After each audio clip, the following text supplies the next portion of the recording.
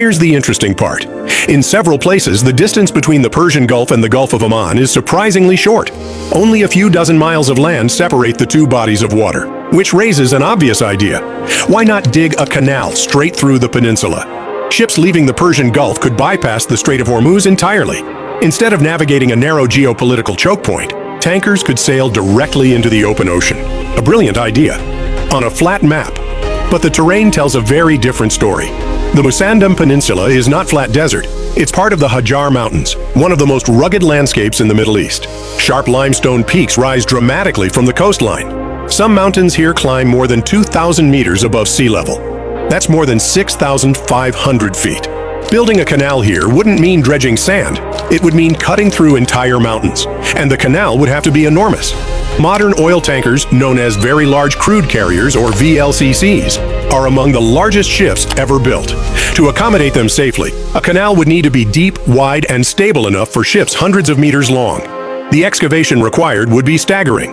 Millions upon millions of tons of rock would need to be blasted, cut, and removed. Entire mountain ridges would have to be reshaped. The environmental impact alone would be enormous. And the cost? Possibly hundreds of billions of dollars.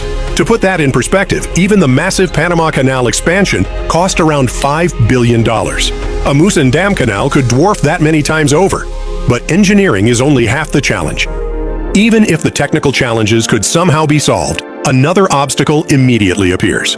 Politics. The Musandam Peninsula belongs to Oman, and as of today, there is no official plan to build a canal here. Oman's development strategy for the region focuses on tourism, ports, and regional infrastructure, not carving a shipping corridor through its mountains. A project of this scale would require extraordinary international cooperation. Regional governments would need to support it, investors would need to finance it, and long-term security guarantees would need to protect it. Because there is another uncomfortable truth. A canal would not eliminate vulnerability.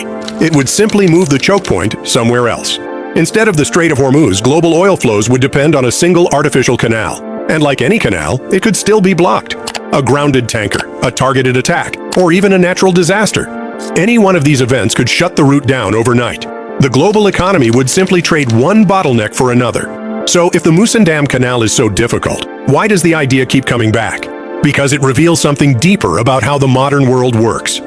Global trade depends on geography. A narrow canal in Egypt, a strait between rival nations, a handful of shipping corridors that quietly keep the global economy moving.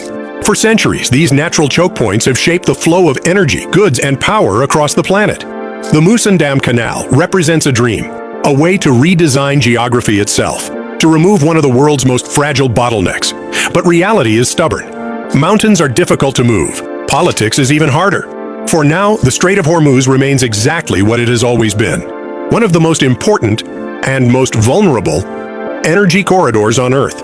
And as long as the world depends on it, the idea of a canal through Musandam will continue to capture the imagination of engineers,